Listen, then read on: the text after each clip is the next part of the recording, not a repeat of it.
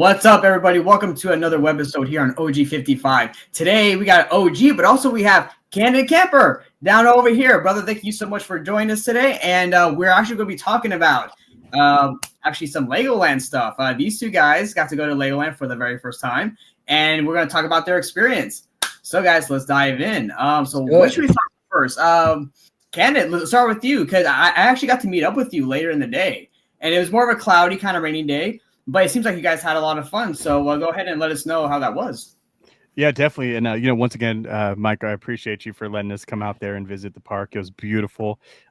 First time to Legoland. And it was also my first time to where the hell you live? Where you live at? Can't even think right now. San Diego. There you go. Yeah, San Diego. First time to San Diego, too.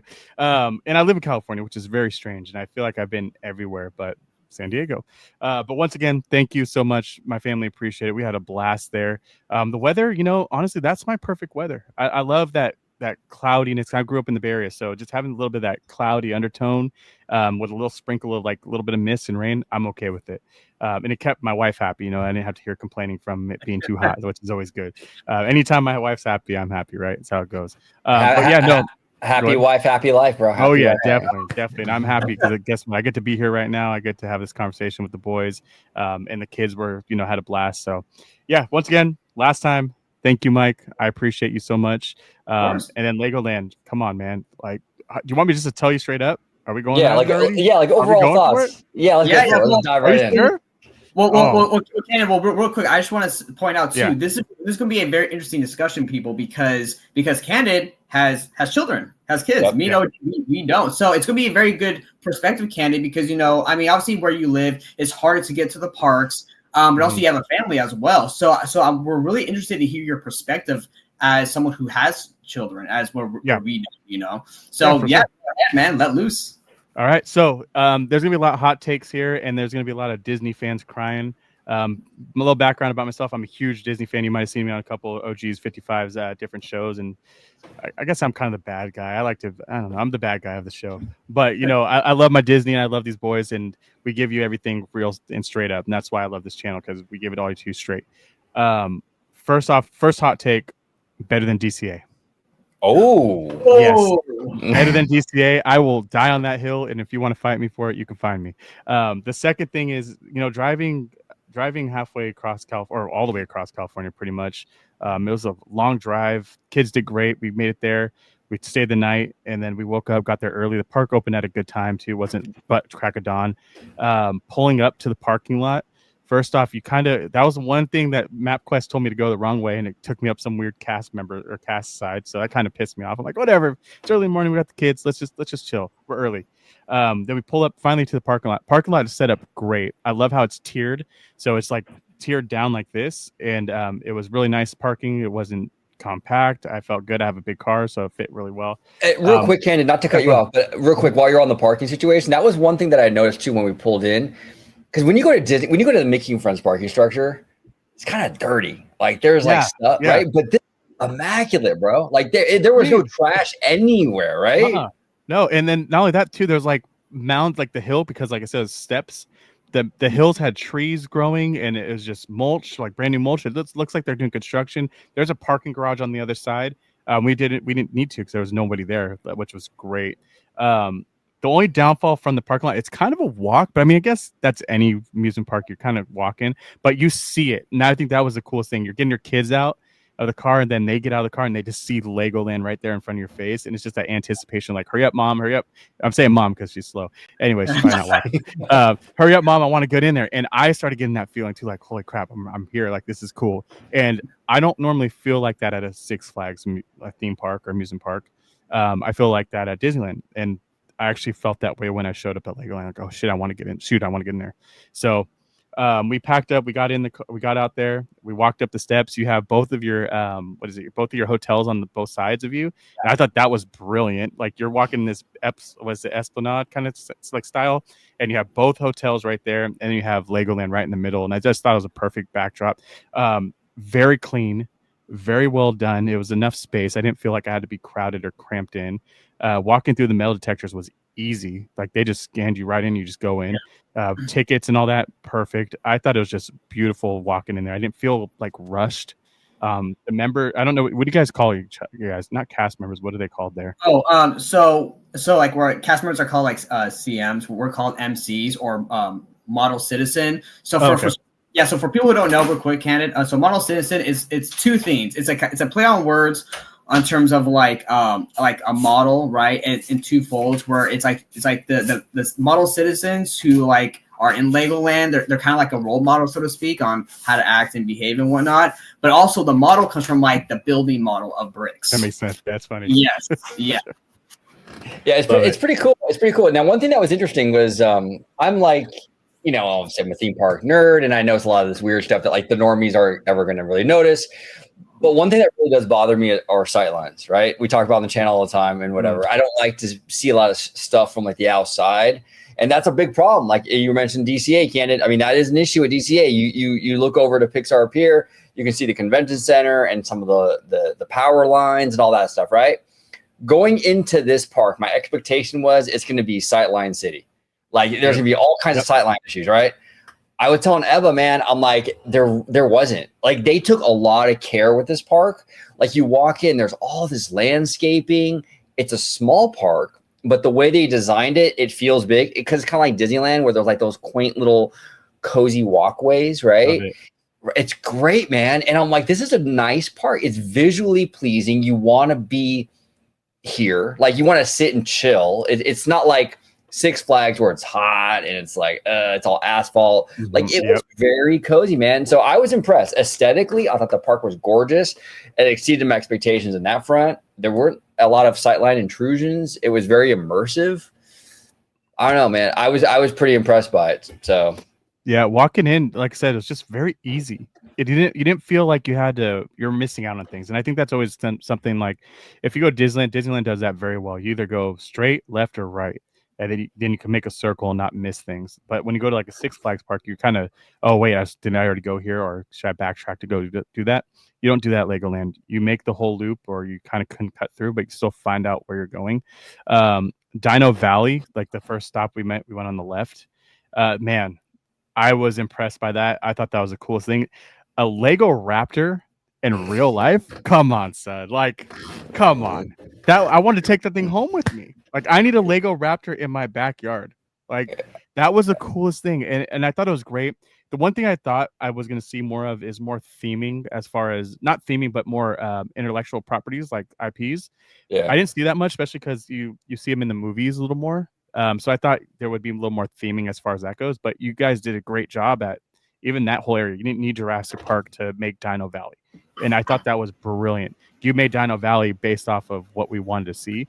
And the rides in there were great. Even the little kiddie ride, like my son and I went on the, I can't remember what it's called, but it's like the little, you drive the car and you have the camera and you shoot the pictures.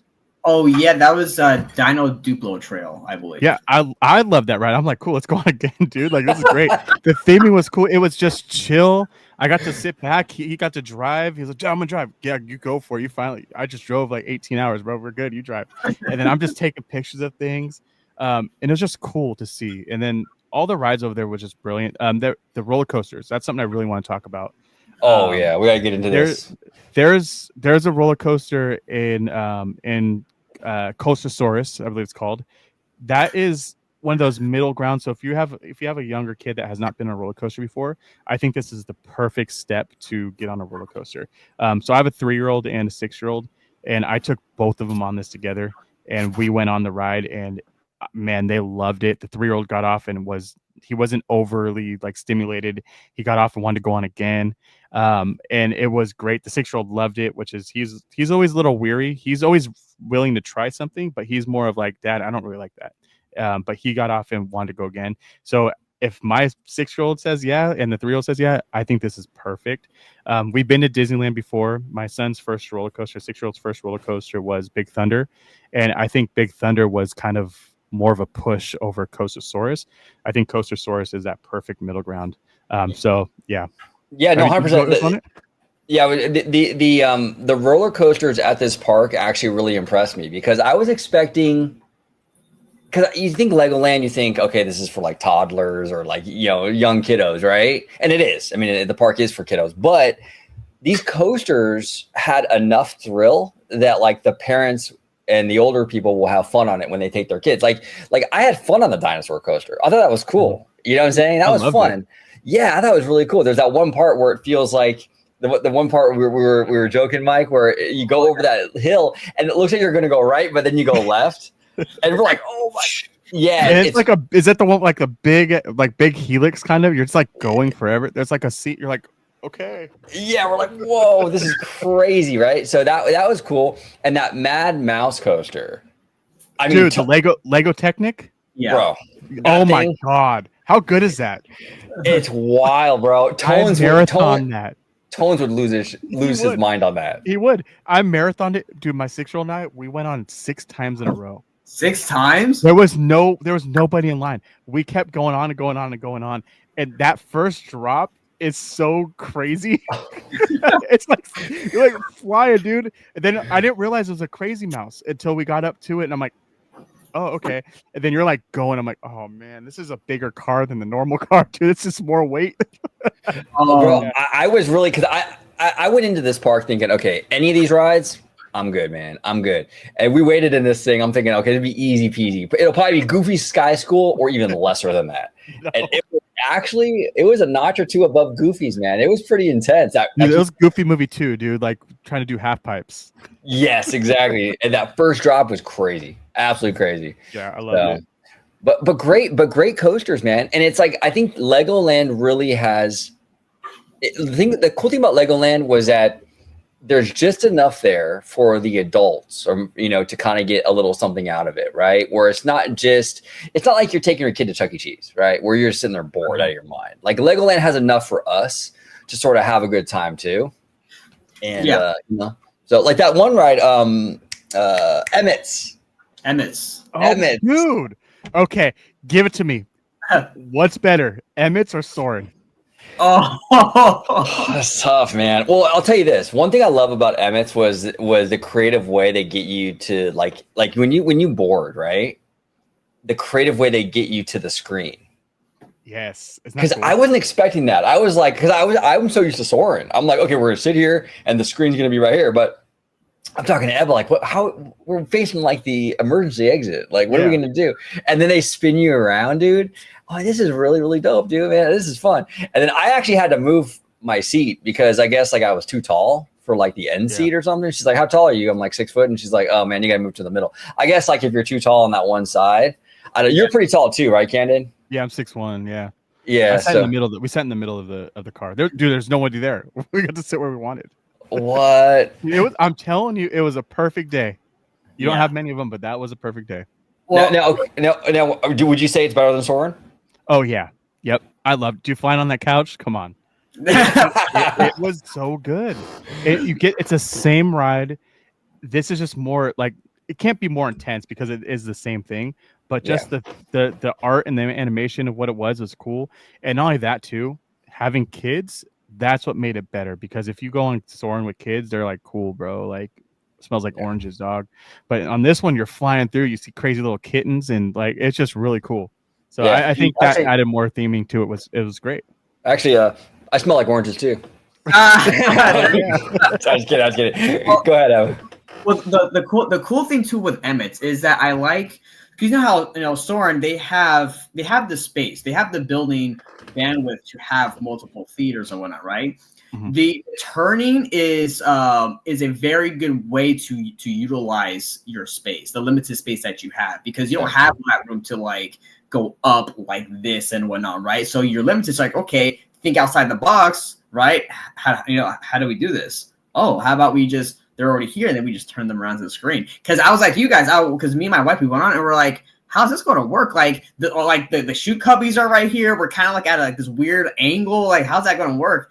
And then all of a sudden, whoa, dude, it was so cool. And that there is actually my favorite ride in the park, actually.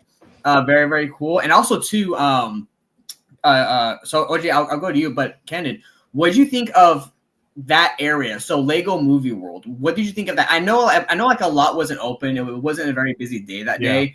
But in general, right? Like if everything was open and whatnot, like what do you think of that land? Because Lego Movie World is actually one of the newest areas of the park.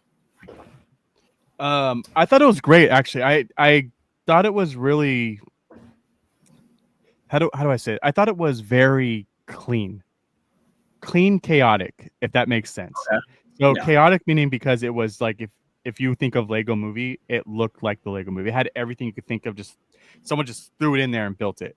Yeah. But it was clean because it was easy to go around. It's basically there's one piece in the middle, and then just go around it and had all your shops and your rides. The kids liked it. I got to meet the blue spaceman. What's his name? Benny. Benny, yeah. I thought so. Being like the inner kid in me, I'm like, I get to meet a giant Lego spaceman. So we went up and met Benny, and we took pictures with Benny, me and my 6-year-old, and that's all he talked about after that. By the way, he was like, "Dude, I got to meet Benny. I'm like, "Dude, I got to meet Benny." Like, come on. Yeah. So I thought it was great, and that ride was great. The only thing is about that land is I think that they could have fit. I want them to fit one more ride. I think there's 2 rides there, right? Like there's one right next to it. There's 3. Okay, so what's the third? I don't think I've seen a third one. So it's Emmett's. It's Kitty Disco Drop. OG. Yeah, that's that one kind of slow spinny one that goes up and down, and then there's a carousel. So when me and OG and all of us went, I missed the carousel. For some reason that was closed, but yeah, so it's just a carousel. Okay, carousel. I missed the carousel. So yeah, but besides that, I love that land. I thought it was great. Not my favorite though, but I thought it was really good. But I'm also into something different, and being an adult, I'm into something different. But we'll get there. No, 100%. And I think that one thing that I really loved about this park too was it's definitely made for kids. Obviously, like if I had kids, I would get an annual pass for sure. Like I think it's worth it. You know what I'm saying? Oh yeah, 100%. And all the lands were very smart, like dinosaurs, ninjas. Like kids love this stuff, man. It's perfect. It's absolutely perfect, and it's very like the theme, like that one area. But what's that area with like the Egyptian like pharaohs? It kind of has dude. Oh yeah, that was Land of Adventure. Dude, that's sick, bro. Like that is sick, dude. So I really like what they did with it, and they picked kind of like Walt Disney. Walt Disney picked very good themes for the lands of Disneyland. Adventure, tomorrow, fantasy, right? You can't beat that stuff. Yeah. Lego, same kind of thing, bro. Like the theme choices were very smart, especially considering the demographic, in my opinion. So yeah, and here's the thing too. They really have to be now going forward because Canada. I'm glad you brought this up because you were talking about IPs. Well, Legoland used to have Indiana Jones and Star Wars in their park. Really? But and they even, from my coworker told me, they even used to have like back in the day like Star Wars days. But now not anymore because Disney owns it, right? And it probably costs way too much to like license that out and like have it in your park.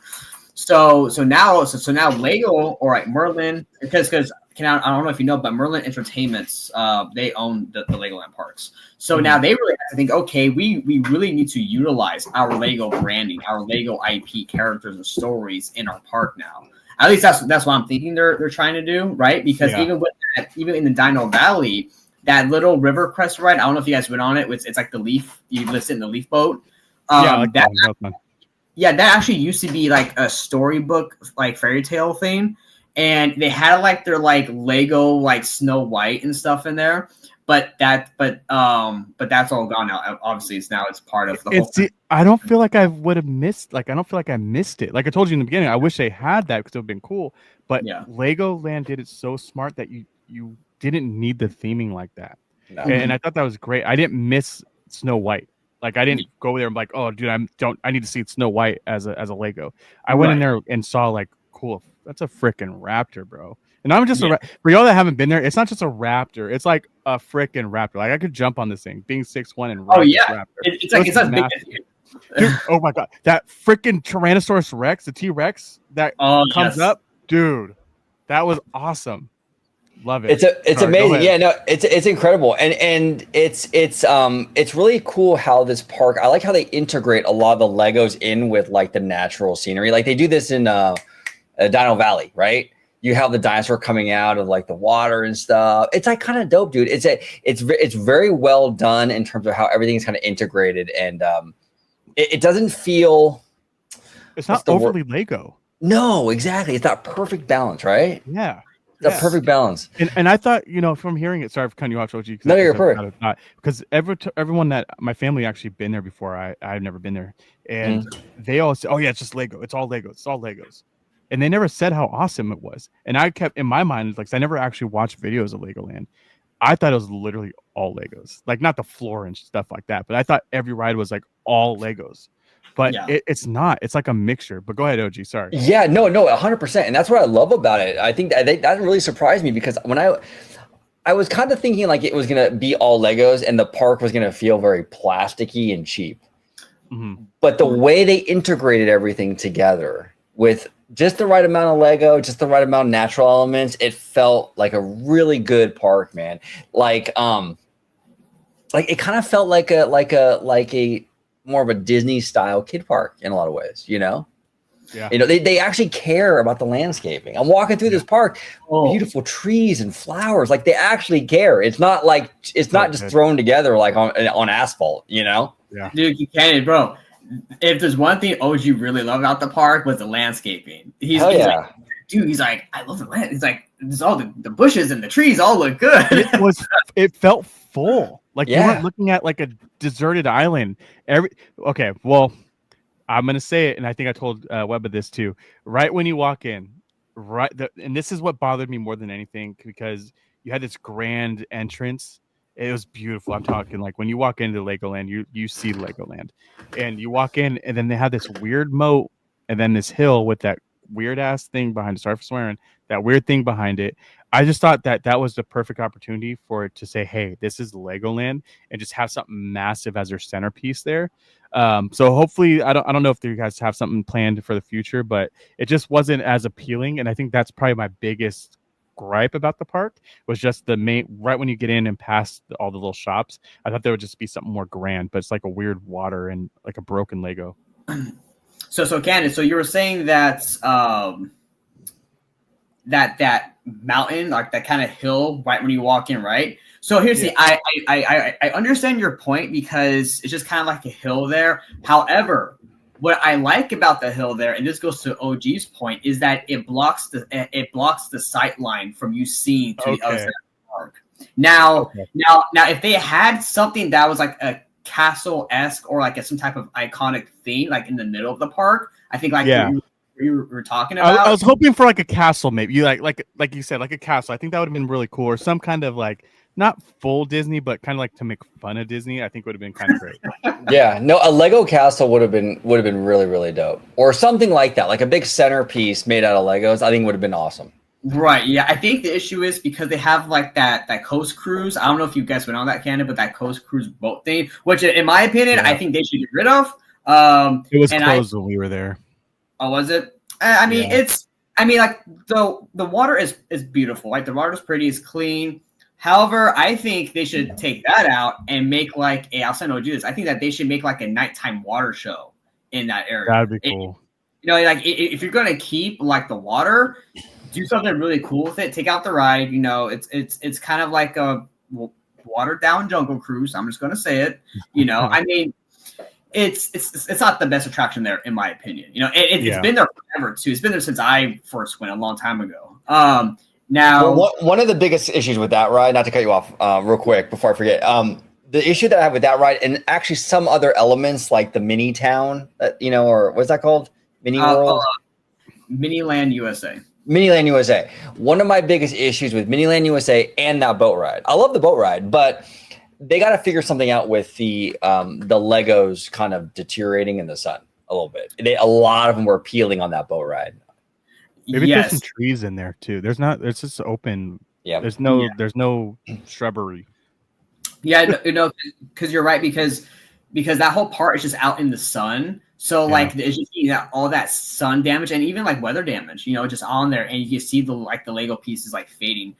With the Las Vegas one, OG, I think that one was it gone under construction? I think that part in Miniland that was still open. Oh, the whole bottom right side was open. Yeah. Okay. Because I know that part they took it. They refreshed up the Legos, because they'll do that every now and then. They'll get like Lego parts or sections. They'll take them out, like refresh them, recode them and stuff, and then like put them back in, right? Because like you said, the paint or the the color fades, it deteriorates. So, but yeah, I mean, you're just gonna really have that when you have a park where a lot of it is outside. Like there's like attractions in this park, but a lot of them are outside though. Yeah. So let's go from Lego Movie World, guys, and let's go to not Funtown, but did you guys go to Funtown? Because right now, Candid, actually the driving school's open now, or it's semi-open. So the driving school was closed when we went. So that wasn't really a thing, which it really sucks. I heard driving school was like, the coolest thing. So we did. We ended up doing Sky Patrol, which for me, okay, yeah, Sky Patrol. Obviously, I'm an adult. It was cool. Yeah, we gotta go up. My kid loved it. The 3-year-old was like, "Dude, I get to fly like a little copter. Like, come on, let's go." I'm like, "All right, cool. I'm doing it for you now." And then we sat up there, and he was spinning around. I'm like, "This is cool." And you get some really good sights, which is good. You get to see out a little bit. I do wish that, but this is one of those negatives and pros. I do wish that those big trees behind you weren't there, so I can see out into the park. But I understand why they're there, because then you would see that ride from the other side. So sightline wise, I wish there was more, but at the same time, I understand why I was there. But we did have a lot of fun on that. Skipper School was closed. We did not go on Kids Power because I don't think that was even open. I think the only thing that was open over there was the Sky Patrol. And I don't know what Adventures Club was. I just looked at that the other day. Oh, the Avengers Club. Actually, I took all of us when we went. It's like this little walkthrough. You kind of go through like this dark. It's like an indoor like walkthrough Lego thing. You go through like this kind of like this Indiana Jones like jungle-esque thing, and then you go through like this Egyptian thing, and then like through this ice cavern thing. So yeah, it's just like a little walkthrough you go through, and then where is that at? So it's right by Brick Brothers, which is like it's a store. So you have their water park like in the corner right there, and then there's like the Adventures Club is like this. It's kind of like OG. Would you say it's kind of like hidden, kind of in a way? Yeah, it's I don't think I've even seen it, because that would have been all up in that. Yeah, it's just kind of like hidden right there. One of those. It just looks like a regular building, basically. Okay. But yeah, it's a pretty cool little walkthrough. During Halloween time, they actually have like a little like treat trail in there, and like Lego characters and stuff. So it's actually pretty cool. Yeah. Did you guys go through like the little factory thing back there? We did. Yes, we did. Yeah. Yeah. Go ahead, OG. Well, and the factory was really dope, because that's one of the things too I love about Legoland and Sea Life. Is that what's called Sea Life? Sea Life, yeah. Next door. Okay.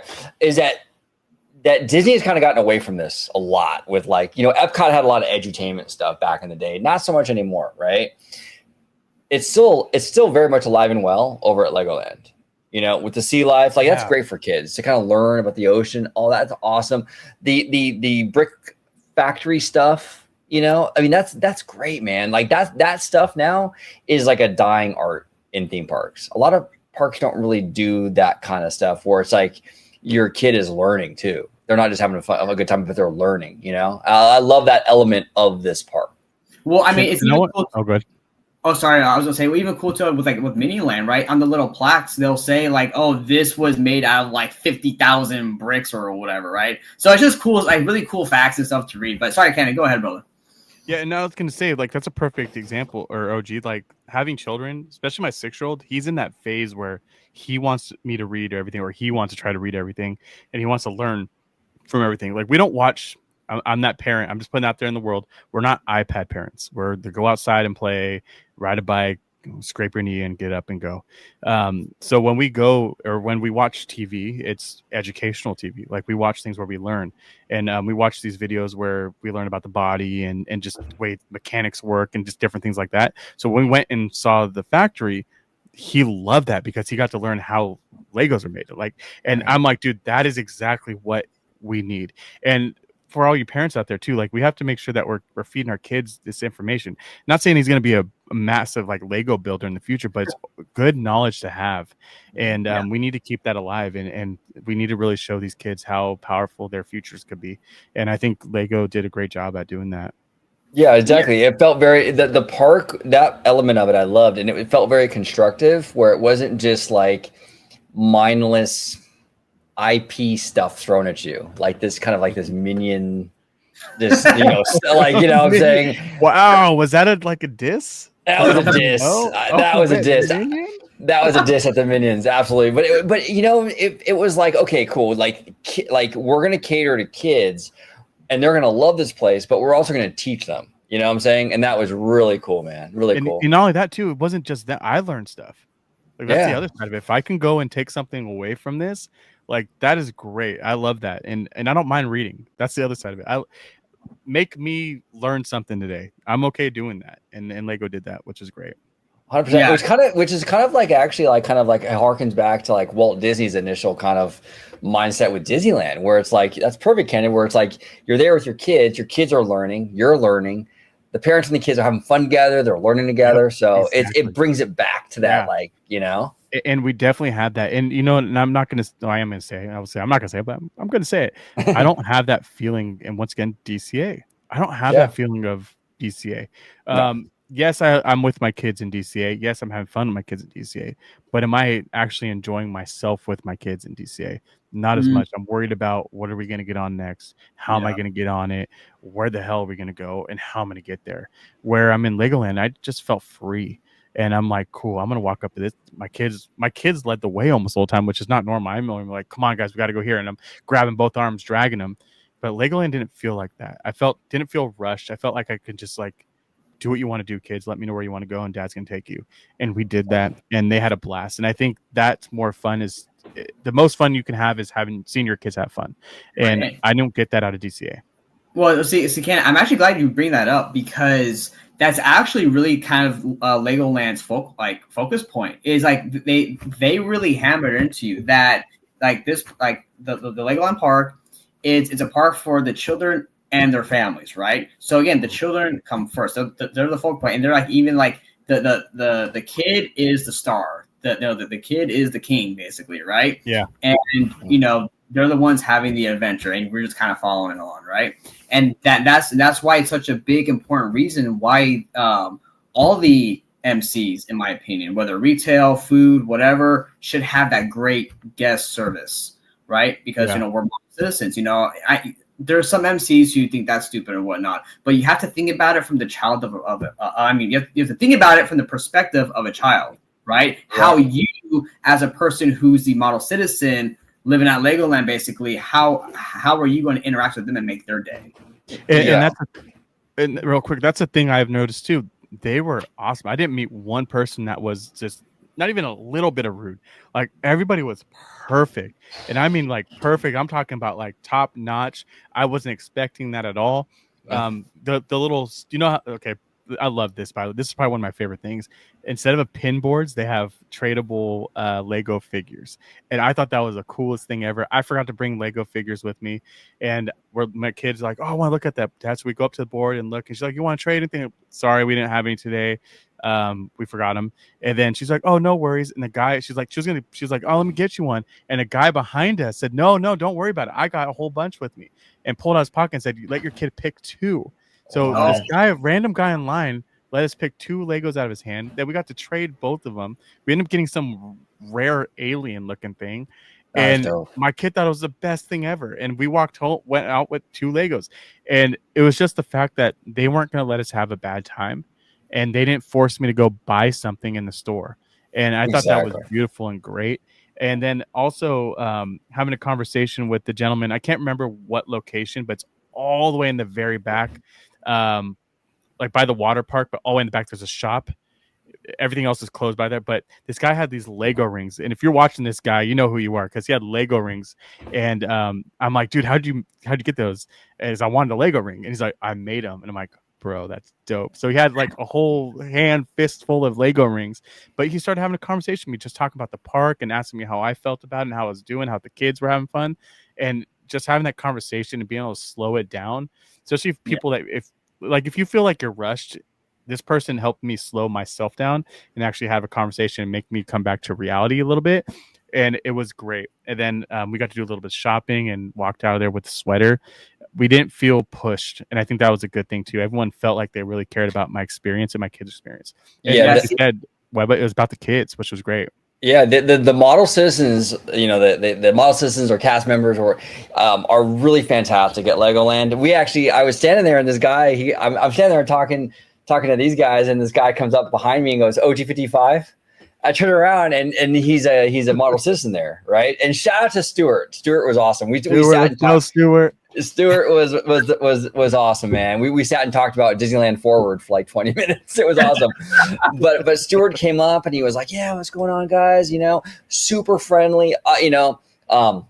But it wasn't just Stuart. I mean, every interaction we had, Ebba, we had a situation with a lost child. Oh, there was a kid just walking the park, and we brought her to the cast member, and the cast member was very, very knowledgeable and understood the situation. There was no, sometimes I go to like Knott's or something, and it's like you have it's hit or miss with these cast members. Every interaction we had with the Legoland model citizens were on point, man. Very helpful, very friendly. Oh, another thing I love about it is their name tag, dude. They're like they can customize their name tag with the Legos. That was sick. Cool. I love that. And it was funny because I asked Webba, I'm like, dude, because we get out that boat ride, the Jungle Cruise boat ride, right? And the one guy who was helping us out had a big one, bro. He had all kinds of stuff on there, and I asked Webba, is this guy management? Why? Because he's got so much, and you were like, no, you can just customize it any way you want, I guess, right? Yeah, pretty much. Yes, as long as it's not falling off your shirt. I've seen dudes with spaceship Legos, you just sitting there. That's I'm like, awesome. dang, dude, that's sick. Yeah, no, it's really cool because then that also gives each model citizen their own personality, right? You're showcasing point of view on there. Like I said, the dude with the rings. I remember the guy with the rings. I can't remember his name. Sorry, but you had freaking rings on. They were dope. So yes, I love that. And also, too, Ken, I also want to bring this up as well because I'm very guilty of this, and OG knows this. Is that I'm really glad you're here to discuss this, especially as someone who's a parent and how much your kids have loved this. Because I find myself, I'm like, okay, he's really loving this, and seeing how parents are living this with their kids. It's like I get myself, and I'm admitting this, too critical of the park for it being what it is, right? Because I'm not thinking about it in terms of what if I had kids, would this be more of a would I be as harsh as I am on it, right? So I'm admitting I'm very harsh on this park, but because I know it can be really, really even greater than what it is now because it's good, right? But it can be greater, and I'm really always someone who's excited about forward and progress and improvements on things. Yeah. So I'm really glad to hear that, you with your kids really enjoy the park. That's super, super awesome because I always tell the boys too, as these super nerdy people, in the fandom and the theme park community, we're just that small bubble. We're not the kind of normies, outside, we're always just in and we're not thinking about everybody else, what they think, so I'm really glad to hear your points on this. So the cool thing about that is I have to turn that off because when you have kids, you get to turn that nerdism off. You don't have to go in there and be so critical. But not saying I don't have two brains, and that other brain on the other side is bash this. No. And I didn't have to turn that side on because I didn't have to bash anything besides the entranceway. That's how perfect of a park this was. Yes, I want more. Yes, there could have been more. But that's with everything that's expanding. And you already told me, hey, they're expanding this and they're fixing this. And that's okay with me. The fact that they're getting multiple attractions, multiple lands, and multiple things year over year means that they know what they're doing is correct. And I agree with that as a parent and as someone that's in the theme parks. And remember, I told you, DCA, I put this over that. And I told my wife today, because we were talking about it, so I'm like, I'm going on OG 55 today. And she's like, oh, fancy that. And I'm like, hell yeah, girl. And she's like, what are you guys talking about? So we're talking about Legoland. And she's like, okay, cool. And we talked about it a little bit, and we came up with this conclusion that this is now a contender. And I'm putting that out there in the world. Oh. Now, if I go out there, if you don't want to pay $85 a ticket, or $100 a ticket, or $110, whatever it is, $109 on a weekday to get into Disneyland, and you still want to take your family somewhere and you live in California, this park is worth the money. It will get the craving. It will help you as a parent, and it'll help your kids as a parent, and you will have the most fun. You will forget about going to Disneyland and DCA. Don't get me wrong, Disneyland is always going to have a place in my heart. And will I choose Disneyland over Legoland? Hell yeah, any day of the week. But I won't buy that hopper pass. I'd rather go to Disneyland for a day and then hop over to Legoland as my second day. And I'm okay with that. And just once again, just the way the park looks, the cleanliness, the cast members or the model citizens, and just the shrubbery and the greenery. It felt really good. It didn't feel like a Six Flags park, and it is top notch. And I want to go again. I want to go. Like I left wanting another day, and we did everything. Like that's the fun part. We did everything multiple times. I told you I want to ride 6 times. I wanted to go again the next day. That's how much fun this park is. And we only talked about 2 lands, by the way. We haven't even two. Yeah, we're talking. So guys, so speaking of lands, did you guys do because I don't know if it was open, but like I know a lot of the pirate area was closed, but was Captain Cranky's open? It was like that spinning kind of ship thing. Did you guys go on that? Okay. So I got on and I knew what it was. I didn't tell my kids because I'm not. You got to be that parent because otherwise kids get a little timid. So I'm like, I'm not gonna tell these mofo's what this is. I'm just gonna have them get on it and risk it. So mind you, once again, for people watching, there was nobody at the park today. It was a weekday. My kids aren't in school yet, so we have fun until next year. So we get on. It was me and my 6-year-old on one side, and then my sister-in-law and my 3-year-old on the other side. So we would like fight each other, and they sit on both sides. And this thing starts taking off and then starts spinning. I'm like, oh man, this thing is going pretty quick. Yeah. And I look at both their faces, and being a father, that's always the best thing. Seeing that smile and hearing them laugh, and then being able to see my son on the other side laughing, huge plus. So they're both loving it. And right outside, you had the animatronic pirates, which is awesome. If y'all don't know me, I'm a huge pirate fan. I don't have the background up, but normally I have a whole bunch of pirate stuff in the background. Huge Goonies fan too, so I love pirates. That was my area. Like I loved it. That's the only thing we got to do because the water ride, it was raining that day, so I wasn't trying to ride it. Yes, I did blast some old lady in the face with one of those blasters. Get over it, lady, if you're watching. But I didn't know there's a water park back there either, which I found out later on, and I'm kind of upset I didn't go check it out. But that whole area, that was one area I think they could have done better on theming. But I get why there's a boat ride. Obviously, it's a boat ride. I just wish that it was more incorporated and they could have done a lot more with it. But that pirate ship ride was freaking cool, and that's a great kids ride. Love it. Yeah. There's also a because I remember George was asking me about like is there like a boat water ride? And I was like, there is, but it's kind of like in this weird position with like the pirate section and like the water park right there, like like go on it, and from like that side as well. And it's just really kind of one of those boat rides. I think Six Flags has where you go. It's like a fat boat. You go up the lift hill. And you just go boom and just all that water. So it's one of those. So that's pretty cool. But yeah, like you get to shoot people too. You get to send out front and like nail people in the dome with these little blasters. Yeah, dude. Oh my god. I wish you. Times you want to carry a GoPro on you. Like I felt so bad for this lady. She was real quick. Sorry. But she was looking at her kids. She was talking to her kids. They just came down the splash, and she comes around the little current turn. She's not looking to it. I just blast her right inside the dome, and she looks at me. And then she shoots back. They could shoot back, by the way. So it wasn't like it was on like it was man on man combat. All right, she had her own blaster, so she blasted us back and hit my kid, and then we just took off. It was great. But like once again, I got to have fun. I got to smile. My kid had fun. The lady on the boat, being a grown woman, and her son got to laugh and have fun, and her mom getting blasted in the head. It was awesome. And you don't get to have that, I feel like, as much as other theme parks. So go ahead. Well, sorry. Well, I think too, like especially Disney, and now I think Universal as well. The more complicated these theme parks become, right? Whether it's more immersive or whatever, it becomes more complicated to do the park. And it becomes a lot of frustration. I feel like, Cannon, from what it sounds like from what you're saying, it sounds like it was just very easy, very relaxing just to go there, have fun, enjoy yourself. And I also want to ask you too, like, did you find yourself like on the app, having to use the app on your phone at all? Like you would at Disney? No, it's very simple. We had a map. That was it. Like Ochi was about to say, it's very simple. You went in a circle, you figured it out. The kids wanted to go here. Guess what you did? You went there. You didn't miss out on things. And that's why I think it was perfect. You didn't have to go down to some secret alleyway. You didn't have to backtrack to, should I miss this?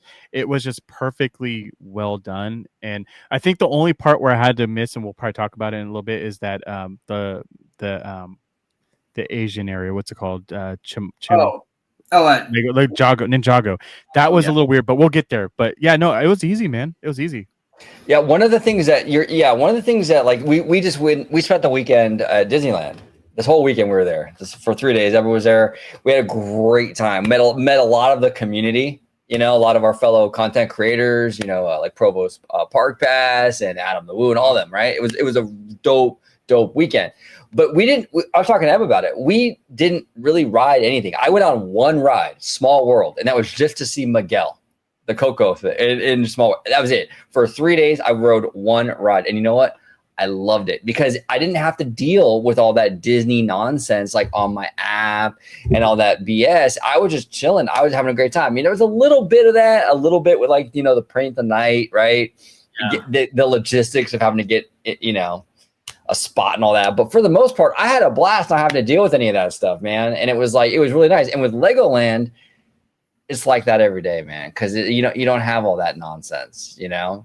Yeah. So, you're just walking around and stuff. Well, speaking of walking around, okay. So Ken, let's talk about, the submarine deep sea adventure. Now, unfortunately with OG's first time on, I kind of accidentally got him on the wrong side. We're like more okay. The wall. So on our next trip, I want to make sure we get like the inner part where you can see. But I told OG I much prefer Deep Sea Adventure over Nemo. Dude, okay. So Deep Sea Adventure, not okay. Walking up to it, you see this freaking submarine like hanging out of this building. Dude. And this big old dude, it was I don't even know how to explain this place. It was so cool. It was perfect. Like the theming was so dope, and it looked not out of place, which was really cool. And it had me so intrigued. That's the best part about this park, by the way. It has you so intrigued that you want to ride the ride to figure out what it is, and they don't show you everything up front. That's really cool. Like you see something up front, oh cool, what is that? And then you want to go do it. I didn't know what the hell this was. I just saw a submarine coming out of a wall, and I'm like, bro, we got to go in there. And we get inside.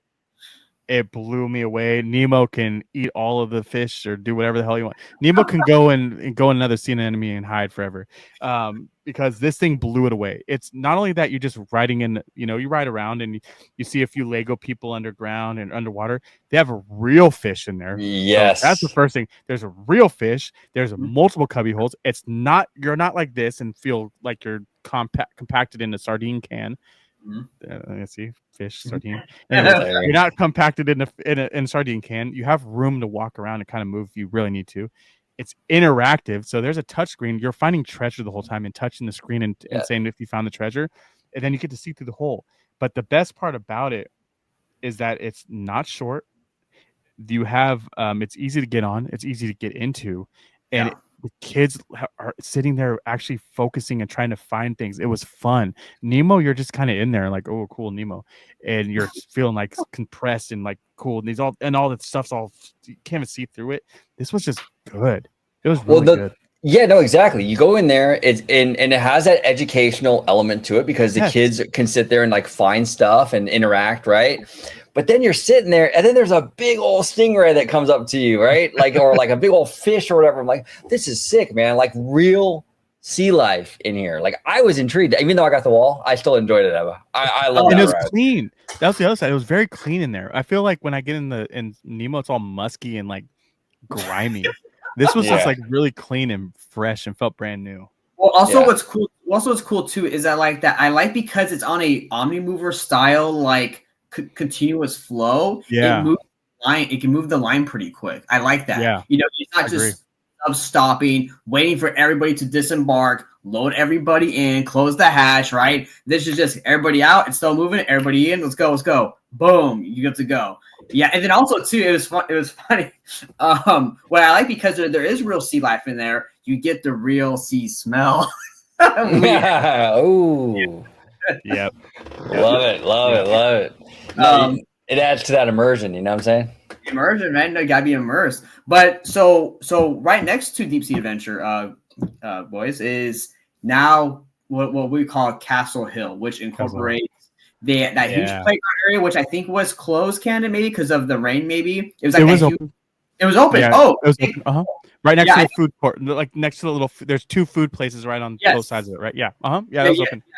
Kid, Kids love that thing. And then you have the dragon coaster, you have the little stage show area, smokehouse barbecue, you have the ice cream, all that joust, that little night thing. What did you think of that area?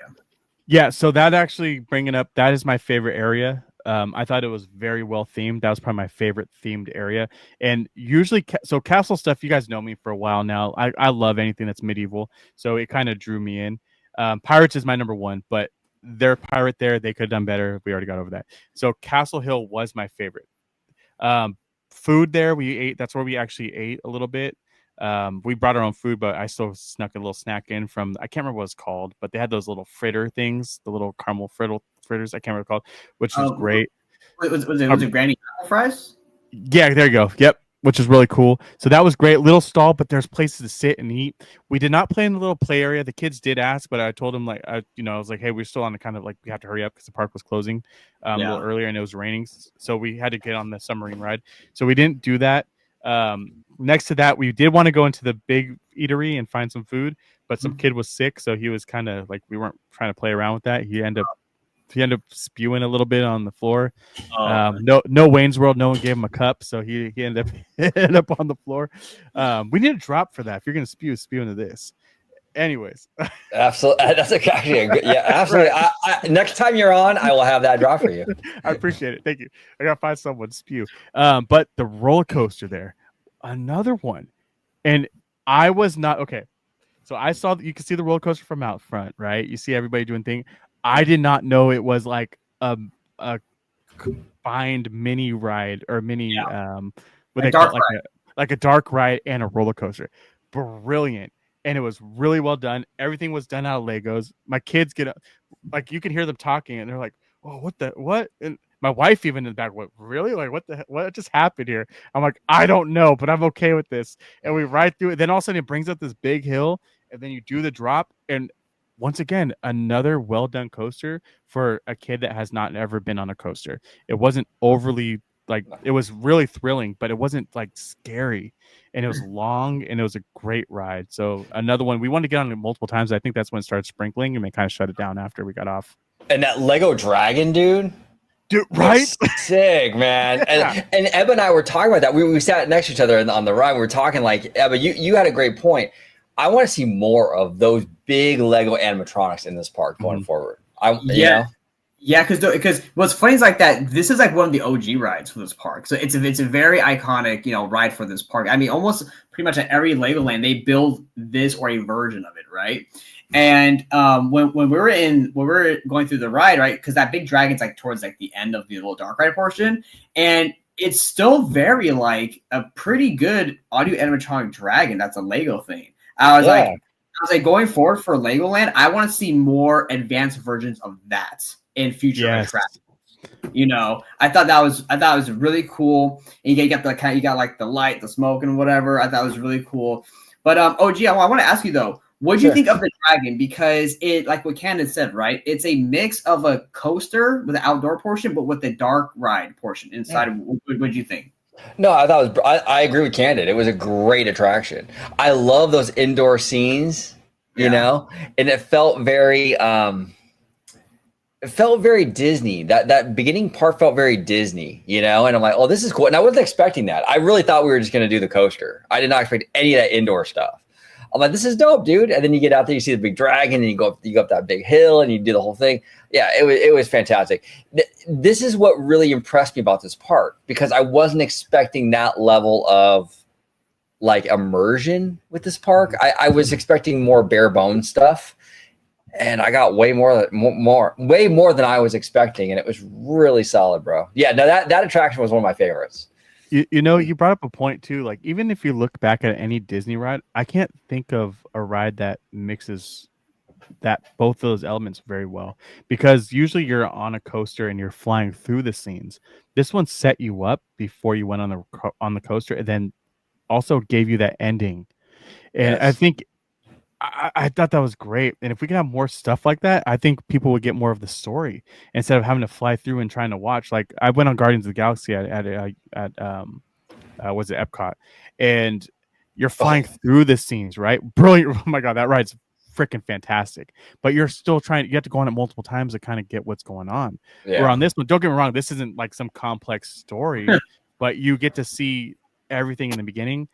You ride the coaster, and then you still get that ending, and it's like, dude, I just went through the whole story, and I thought that was great, and it was really well done. And it's not overwhelming for the kids; they can actually figure out what's going on. Which no, is 100%. Even like speaking of like Walt Disney World, even like the mine cart, the Seven Dwarfs mine cart. It's like that's a dope ride. I love that ride. We went on it like 2 or 3 times, but one of the things that it lacked though was that setup. Because I was even joking with George, but the minute we sat down, they just whoosh, you start going. I'm like, what the heck? Like, this is crazy because yeah, like what is going on? Like I was expecting a little bit more like the Dragon Coaster thing where like you'd go through some cute little scenes first. They don't do any of that. But I like the fact that the Dragon Coaster did that for you. Like you go through there and you kind of sets it up and they got a, that was fun, man. Yeah. So yeah, it was sick, dude. It was sick. And it's a people eater, dude. That's the other side of it. That train is huge. Oh yeah. I mean, that thing just runs through people like it's nothing. And I think that's also another, like, you got to make rides that can just eat through people. And all the rides there did that. Like I said, most of them are either omni movers or had multiple trains or just long cars. And it was great. And the one thing about that land, though, that really disappointed me, this is going to sound funny. It disappointed me because I couldn't do it, was that jousting thing. You know how bad I wanted to ride on that damn joust? I wanted, or not on the horse, I wanted to joust too, dude. But I couldn't do it. Well, hey, but wasn't that the one that I asked you about? I'm like, can we ride that? And or am I too tall? No, that was the one, and that was the one I was joking about, like saying, hey, George, you should go on that. Good told me it was 5. but we can though. I mean, but actually, I'm glad you brought that up because OG was making the point. He was like, because we made another video about the opening of the like the details of the new driving school, right? And OG brought the point. He's like, hey, is there a adult version for this? And I said, unfortunately, no. And then OG, you brought up the point that, well, maybe they should start doing stuff that they're doing for the kids, but make one for adults. Yeah. You know? Yeah. And it sucked. Like I said, I didn't get to go on it, but this is where I get to come in with having a child. I got to see my son be independent and figure life out by himself. He rode the ride, and at one point, he wasn't holding on to things. He was just kind of like, I told him, "What are you doing, dude?" He has his hands on side. He's like looking at the side of the horse while it's just going. My son's very brilliant and he tries to figure out things in real time. So he's trying to figure out the mechanics and how it's working, which is nuts, but whatever. It's like, dude, just ride the damn ride, kid. Crazy little guy. But then he's riding around, and then all of a sudden he's like back up and grabs the horse and he's going. I'm like, dude, that is awesome. So I didn't feel bad not being able to ride it. Yeah, I was upset because I thought it was cool, but he had a lot of fun, and seeing his smile on there was great. So I get it. That's awesome. That's awesome. That's really cool. Now, before we go into Land of Adventure, which is the next one, kind of down that path, past like the spider. What did you guys think? OG, I'll start with you. Sure. Did you notice like the themed land area music? And if you did, well, what did you think of it? The music?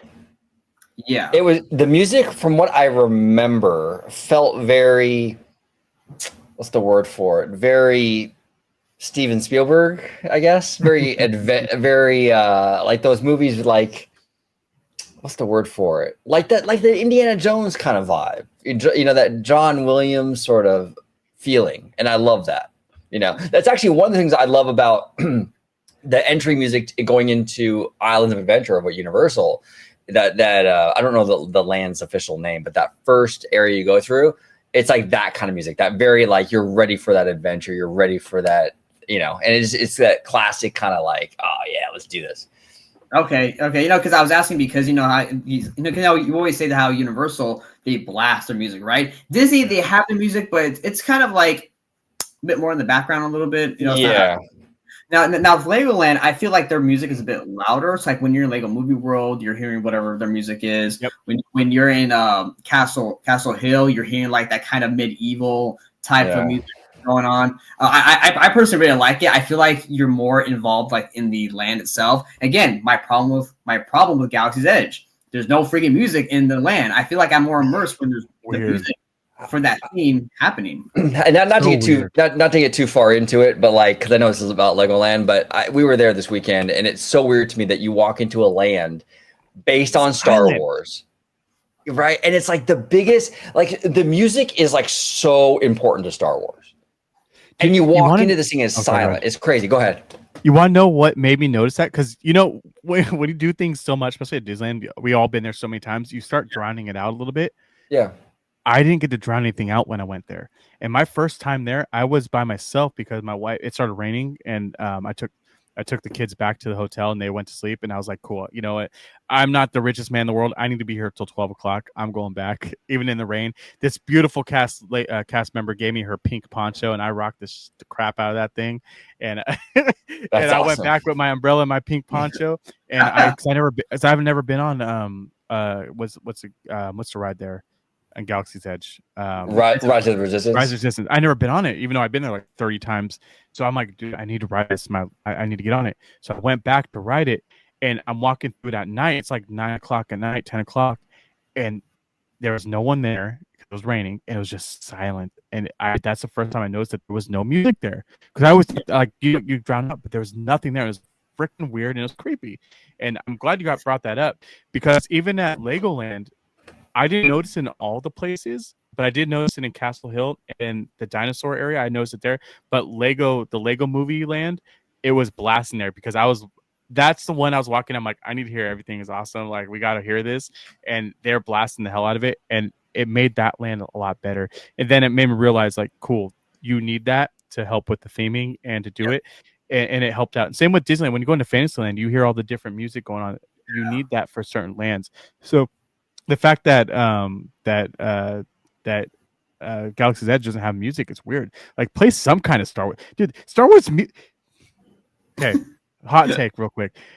Homeboy literally made like the soundtrack and created this whole like Dolby thing for us to have for music, and you're not going to use it in a Star Wars themed land? Are you mental? Crazy to me. It's crazy to me. The music in Star Wars is a character in and of itself. I mean, how in the world do you make a Star Wars land and that you don't have that John Williams music in there? It's beyond me. It's weird. I don't get it, and it's just like I said, coming from like I have a big music background in deep audio background, and just what even Spielberg's done for the music industry, and you're not going to do anything for us like that. It's just wild to me. But once again, going back to it, dude, yeah, soundtracks in that park were great, and I didn't think they were overpowering. It wasn't drowning me out. I still have a conversation with my family, and know where I'm going. It wasn't keeping me away. Yeah, no, that's awesome. And so speaking of walking paths, thanks, George. Yeah, this guy George, real quick, we got to dive into this a little bit with Candid. This guy George, he's a Pennsylvanian. You know what I'm saying? Yeah, weird. I don't know. Weird, yeah, haunted. Yeah, but he calls it a walking path, and Eb and I are like, what is that? No one says walking path. I'm like, is this a normal conversation? Like it just hey man, we're going down the walking path. Yeah, like the walking path. I'm like, dude, you're in California. You can't be saying that stuff out here, bro. you're in California, man. Come on now, dude. We don't call it no walking path. But Ken, I want to bring it up though, because OG made a good point that even I didn't really like take into consideration. Is that OG, you were saying if you'd like to elaborate about the pathways throughout the park that you kind of liked. Yeah, pathways, there you go. The pathways, exactly. Pathways, walkways. No, but that's one thing that Disneyland does that makes Disneyland feel bigger than it really is, are all these little kind of weaving walkways all throughout the park. It gives the illusion that it's bigger than it really is. Legoland is a small park, but it has a lot of these little walkways and stuff and a lot of trees blocking stuff out where like, wow, because I was saying to you, because it's a tiny park, but I'm like this, but it feels big though. Like it feels like it has some size to it. And that's because of those small walkways. And to your point, Canada, with DCA, that's why DCA feels small. Because you turn that corner, bro, and you can see all the way to the end of the pier. Oh yeah. Good point. Right? Dude, and that was perfect example. Like that was perfect. I didn't realize Legoland was smaller until I got to the other side of Legoland until I got back to the beginning. And then after that, I was still like, wow, this was great. I didn't feel like I missed out on anything, and I didn't feel like it was small. It didn't feel small, but it is small. It was well done, and I didn't feel like I had to go through all these different ways. I think the only part where I felt like I was like, man, I might miss something is if you go through like the mini land, because you can kind of cut across a little bit. But since the other side of the park was closed, we had to do that anyway, so I didn't miss out on anything. But yeah, no, it felt bigger than it was, and yeah, it's very well designed. It's a kid show, so I'm not going to go into that. Now I miss George. Where's George at? Stomach ache, George. Well, this guy, I'm saying, next show, yeah, he'll be on, or else. I'm just kidding, George. But yeah, so what did you guys think about? OG, I'll start with you. What do you guys think about Land of Adventure? That's like that Egyptian style area where it had like a lot of like those kind of little kid drop rides, the little slides, that little plane outside, and then OG, we didn't go on it, but me and Cannon did. With his kids, it was like a little like it's like an indoor little shooter Jeep ride, like a little dark ride. But overall thoughts, gentlemen, OG. Yeah, no, I like that theme. Like I said, I think they did a really good job at theme selection in this park. Like they hit all the right notes for what. Like if you're catering this for kids, yeah, we do a ninja land and then a cool Egyptian pharaoh land and a dinosaur land and like it's like perfect, dude. It's perfect, you know. So yeah, I liked it a lot. Now we didn't go on much over there though, right? Or did we go on anything over there? I did want to take us on the little dark ride shooter thing that me and Cannon went on. Yeah, but we'll probably hit that next time when we go. Yeah, that's fine. But Cannon, what did you and the kiddos think about that land? Yeah, so my son, before we went, he wanted to look at the map, so I showed him the map, and he was like, "Dad, they have Egypt." Because it was for my 6-year-old's birthday, and I asked him what he wanted to do, and he told me he wanted to go see not pharaohs, but he said he wanted to see mummies. And I was like, cool. What do you want to see mummies, bro? Like he's like, I want to go to Egypt. I'm like, all right. So I love you, but we can't go to Egypt. We're not going to Egypt. So my whole thought in my head was like, cool, we're gonna go to they have a big Egyptian like one of the biggest in like or in the US over in San Jose. So we're gonna go see go to Egypt there pretty much. And I was like, man, it's not gonna be fun going to a museum. Not really. And then I saw this and we talked to Mike, obviously, who leads us going. And I showed him and he was like, I get to see a mummy. And I'm like, yeah, dude, we get to see mummies. So that was his favorite land. And he was so excited to go on that Pharaoh's Revenge. I loved Pharaoh's Revenge. I thought it was great. The theming on that was perfect. That whole land, that's my second favorite land in the park. It was very close. Yeah, very close with Castle Hill. I thought the theming is great. We loved the ride. It was one of those where I wanted to ride it multiple times because I'm trying to get the high score. It's one of those kind of like start with the blasters over Toy Story. So it's kind of like that kind of style. So you want to keep riding it so you can figure out which one's going to be the best. But yeah, we rode it a couple times and he loved it. We went. There's like a little ball pit next to it. We did that. We went on. There's There's like a drop tower, kind of like a kid drop tower. Yeah. It's like a small one. It's like a 5 or it's like a 5-seater or so. And it's like just Pharaoh. Was it Pharaoh or no? Beetle Bounce. Beetle Bounce. Yes. Yeah. So this was one of those being a dad thing, and I thought this was amazing. This is the first time I got to see my kids be on their own again by themselves. So my 3-year-old and my 6-year-old by themselves on this ride because adults can't go on it. And it's one of those rides where it kind of bounces you up and down. And just seeing their smiles and them being brothers together was awesome. Because my 6-year-old was holding my other kid's hand, my 3-year-old's hand, and they were just bouncing up and down. And then the not the cast member, what do they call him again? I'm sorry. Model citizen. Thank you. So the model citizen there was amazing. He was trying to hype up the kids while they're on the ride, and he was like, "Hey guys, let's telling jokes," and the kids didn't get it. It was like went right over the head, and but it was like one of those good bounces of like an adult joke, but also a kid's joke, and then the cast or the model citizen was talking to us, and he was just having a blast, and he actually looked like he loved doing what he was doing, and it helped make everybody else feel comfortable because you got to remember too, you're letting your kid go and do something that's not dangerous, but it's different for them and also different for you. It's not like you're living in a theme park every day. So it was really cool, and I really enjoyed that land, and the theming was top notch. It was really good.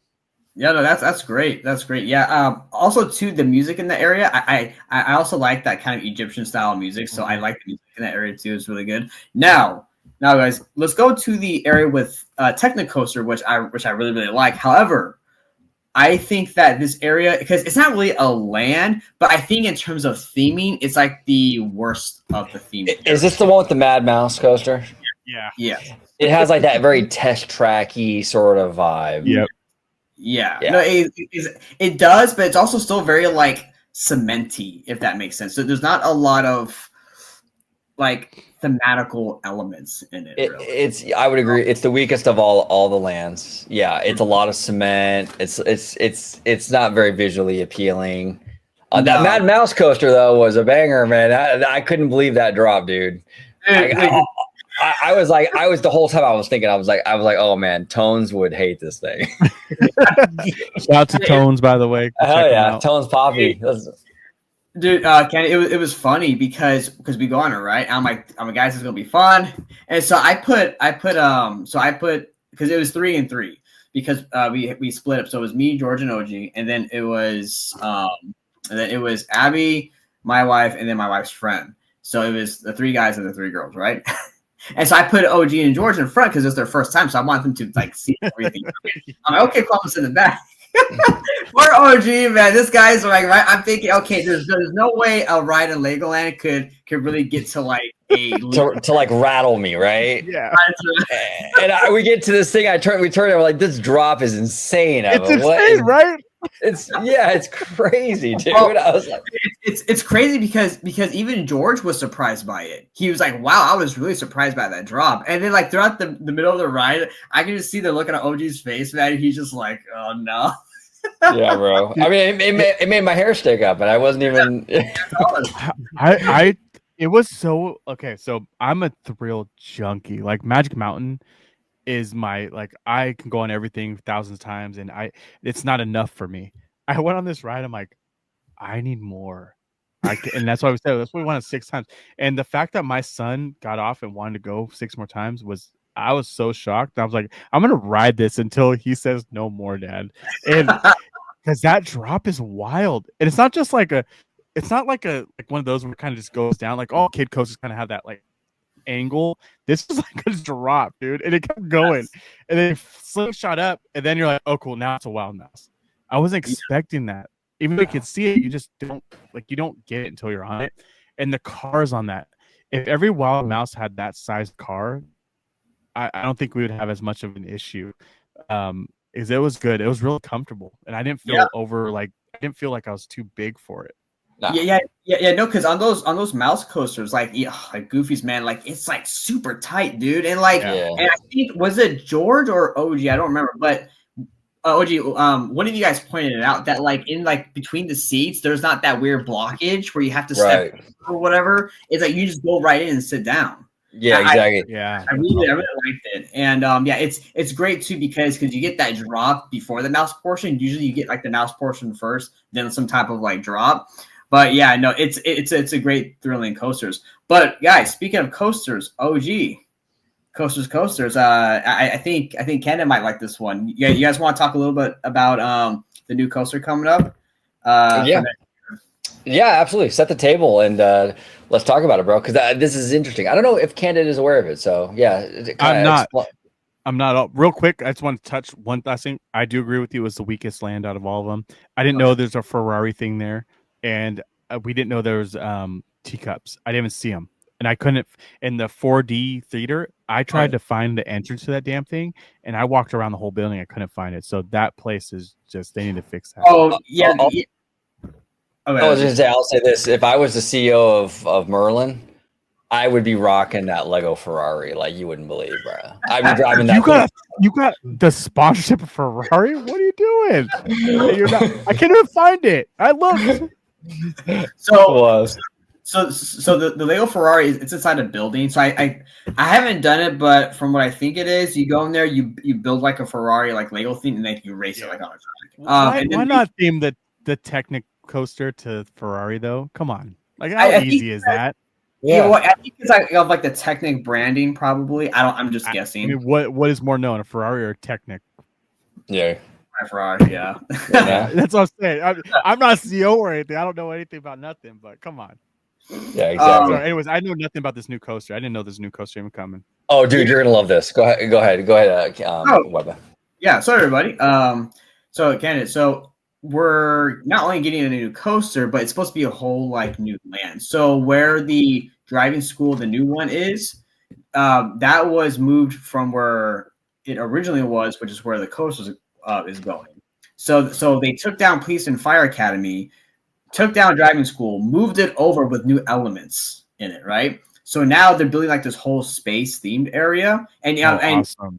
and people at home, you can just go online and look it up. You can find it. This is public information. However, the details I do not know. So it's going next to Lego Movie World. So like from Lego Movie World, when you're walking up that kind of hill, it's going to be right to the left. Oh, awesome. Okay. Yeah. So what they're supposed to have, at least for the diagram that you can find online, is they're supposed to have a new kind of like a spinning flat ride type of deal, along with a new child's like kind of play area, kind of like the one you see in Lego Movie World, that kind of spaceship thing. They're also going to have the new coaster, which everyone's looking forward to, and it's supposed to be akin to like Space Mountain, like Lego's version of Space Mountain. Dude, how dope is that, Cannon? Lego Space Mountain, bro. Okay, so if you've been following us this whole time for this hour and 18 minutes, you're gonna know that I'm just gonna say it. Legoland does it better. Oh, yeah. Okay. So, but we could also say that Legoland could technically be the knockoff king, or they can knock off a lot of things. And so far, they've done it with Soarin', and if they could do it with Space Mountain theme, come on, man! I can't imagine, dude. That's gonna be awesome. Yeah, dude. And they're probably gonna have a Benny meet and greet, I'm sure. Oh my god! Come on! I mean, that's perfect. But so it's the whole area is gonna be space themed, or is it just kind of like? From because I reacted to this with OG George and I think Slimer, I believe, I don't remember, but it was during the Carlsbad City Council, and they were presenting like the kind of like the concept art and whatever. So it's supposed to be a whole Lego space themed area, or like Lego Galaxy. That makes sense, dude. That is like, once you think about it, that's kind of like the one thing they are missing. That would make sense for them. And see how smart they are, Candid. Like when I was talking earlier about how like they're really good at like picking the right themes. Yeah. Like, no, that's not. I didn't think of it till you said that. I'm like, oh crap, they are missing that, and it's okay for you to put that there. Like, I need that now. Yeah, exactly. Now, Ken. Now, here's the thing. Rumor has it going around, and I'm not just let me make it clear. I'm not speaking on the behalf of Merlin or Legoland. That is my own opinions, my own words. Okay. Rumor has it that this is supposed to entail some type of launch system in this coaster, which in my opinion is actually pretty intense for Legoland. Yeah. But that sounds really cool because, Candid, here's the thing. I was telling the boys that while yes, everything, because I know you love the park and OG really like that as well, Legoland's in a tough spot. They just celebrated their 25th anniversary last year, so they're still young. But here's the thing, though. They're young in a theme park market that is very competitive right now. Especially out in that area. Yeah, this area, detailed, immersive themed lands, high tech, stuff's very... Or what's it? SeaWorld's like right down the street. Well, and SeaWorld, they just announced, I think US Parks and Resorts is the parent company. They just announced, or not announced, but they are eyeing 400 acres out in Orlando for expansion. And SeaWorld San Diego here, they are just reopening their Journey to Atlantis ride that they kind of themed, redoing the story and having more kind of immersive stuff in it. So, so you have big competition. You have the Fast and the Furious coaster in Universal opening up also next year, along with the Legoland coaster, right? So again, there's a lot of competition, and Legoland, Merlin, they have to really step it up now. Yes, I know I know the demographic is for kids, but they're kind of in this tight spot. I mean, check it out. They're building the same coaster, Candid, in Florida. Combined, this is costing them $90 million, the biggest investment in Legoland history. Yeah. And this is the first coaster for Legoland in like over 20 years. So they're really going all out on this coaster. and this land for what they can, fit into the space. And I don't think that's a bad thing, because you got to look at bringing up Space Mountain again. My dad, like, that's the first ride he wants to run to every time in the park. Dude, we gotta go to Space Mountain. We gotta go to Space Mountain. Yeah. And it lived with us since I was a kid, because I remember being a kid and my dad like holding my hand and dragging me to Space Mountain. And it's such a mixture of, yes, everybody can ride it, and I think that's so smart for Legoland to be able to build another roller coaster that everybody can ride, but also theming it to space and then having it become something that's going to be, I'm going to use the word again, knockoff. It's going to do well. And will it bring all the crowds in the world? No. And I don't think it's because how do I phrase? I don't think man, it's weird. Anything Legoland does is not going to bring the masses of people like Disney will, because it's just Disney has such a big branding. Yeah. But the thing is that people like me and OG and George that never been there and then they finally gone there, and I'm speaking, I don't want to speak for them, but speaking for myself, I'm now a believer in Legoland. Like, oh yeah, me too. Now that you're telling me like you're building this, I'm like, cool, dude, this is going to be big. This is going to help out, and this is going to make you guys more. And once again, going back to what my wife and I talked about, if I don't have to spend $109, $110 on a ticket, and I want to take all my kids, because my kid's going to be 4 next year, he's not free anymore into the Disney parks, and my baby is going to be 2, so she's the only one that's free. It's going to start costing me a lot more money per kid. And Legoland sounds like the better option, especially because I get to see them have fun still, doing the same thing, and I still enjoyed myself. Yeah. And now there's going to be a Space Mountain roller coaster. Like, why do I need to go to Disneyland? Yeah. Like, I can only eat so many turkey legs. George. That's okay. Yeah, you know. Yeah. So it's going to be awesome. I do think, like you said, right? I don't think it's going to bring the masses, and I don't think really any other theme park ever will. Maybe besides Universal, but Disney just has that kind of cult following, right? They figured it out, and Disney is so ingrained in the culture. Oh yeah, it's a rite of passage at this point. We got tattoos. I don't think anyone has Legoland tattoos on them. You know what I mean? No. Maybe a couple pennies out there, but yeah, a couple pennies. I'm not going to try to flex my tattoos right now, but come on. Right? There was one land I forgot we forgot to talk about, Ninjago. Now this is where I get a little more critical. The land itself is kind of dope looking, right? It's kind of sick. The ride itself, I don't know, man. It doesn't really work for me. It's preach, brother, preach. You know what I'm saying? It's like first of all, I was trying to shoot and it wouldn't, like, half the time it didn't work, and when it did work, it was shooting way up here or way down here. It wasn't going straight across. It was so frustrating. Cool idea. You know, there was some cool, like, integration of like set pieces with like the screens or whatever, but like, it didn't work for me. It really didn't. Is that kind of where you're at, Ken, with this one? Yep. And so I went on it twice. So first off, the land overall was really cool thing. I love Japanese stuff or anything like that. Like, it's Japanese, right? Like, I love that. It was really cool. It was so small, and like, they're like, oh, hey, we got this little extra piece of land. Let's just make the Jago right here. And you could feel that. But I liked the ride. I thought it was cool. That whole let me shoot stuff at things sucked ass. Excuse my language. The first time it didn't work at all. My 6-year-old went on it with me for the first time. He was freaking out because he couldn't shoot things, and he was getting attacked by ninja Legos. And he was like, dude, I'm getting shot. Like, he had 3D glasses on, dude. Like, and I felt so bad for him. Like, I can't save you from these Lego ninjas right now. Like, it's not working, dog. And he's just freaking out. He got off it took everything out of him. He was so upset. And he doesn't know better. He doesn't know what the hell's going on. He thinks he's getting attacked by 3D ninja Legos.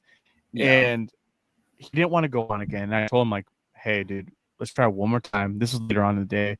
Once we met up, we met up with you at that point, Mike, and went on again. And I told him, I said, hey, it's going to work this time. We're going to get a good car. We're going to be able to figure it out. And I'll show you how to do it. And we ended up going on, and he had fun. He was thinking he was shooting things, but I had the same issue. I was shooting stuff all the way at the roof. I hit no ninjas. I got my butt kicked by ninjas, and it was just consuming. And if you're not like a rock star working at the gym, dude, you're going to feel like crap after. Yeah, it was bad. I was sore for like a week. But I like the idea of it. I just think there could be a better execution. I haven't gone on Spider-Man yet, and I'm assuming it's kind of like the same almost Very the similar. same thing. Yeah. And that's another story for Spider-Man. Although But I will say, as much as I don't like Spider-Man, because here's the thing, in concept and idea, I actually like Ninjago. and I agree with that. I just wish it worked better. Yeah. Well, that's the thing. It's like that. Unfortunately, Spider-Man works better than Ninjago in the execution of what you have to do, right? Yeah, but barely though, right? Yeah. I mean, barely. Like by this much, because even with Spider-Man, like web slingers, that's one of my biggest issues. I'm out here doing my thing, but I don't know whose webs are whose. Yeah, And I still like the physical something, right? Yes, exactly. I give me some physical, and that's why I like this, like a blaster or something like that. Give me a blaster of some kind. Like I don't need to be a ninja. Like give me a fake little shooting, like a star that can like go like something. Sorry, right, well, OG. What I don't understand is why. Sorry, guys. What I don't understand is why, with the technology we have now, do we still have motion movement based issues? I don't understand that. Like I knew like when we had like Xbox Connect or like the Nintendo Wii, it was very bad with like the motion stuff. But we're in 2025 now. Why are we still having issues with these theme parks and like motion detectors? It's large scale. I think that's what it is. Large scale and just the thing is that they have to keep the cars moving. And I think moving at that speed, you have to keep up with frame rates and everything like that too. It just can't handle it.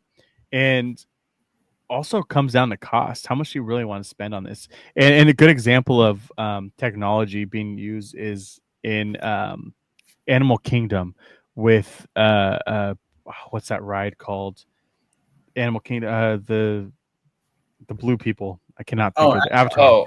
Avatar. Those screens when you walk in, those are OLED screens. That's the newest technology you can get. Like that was the most vibrant black detail like you can ever get on the screen. I remember saying, like, I told my wife, I'm like, this is top notch, and stuff like that. You still don't see anything even remotely close to that, and that's kind of the difference where James Cameron comes to play and throws a little bit of money at stuff.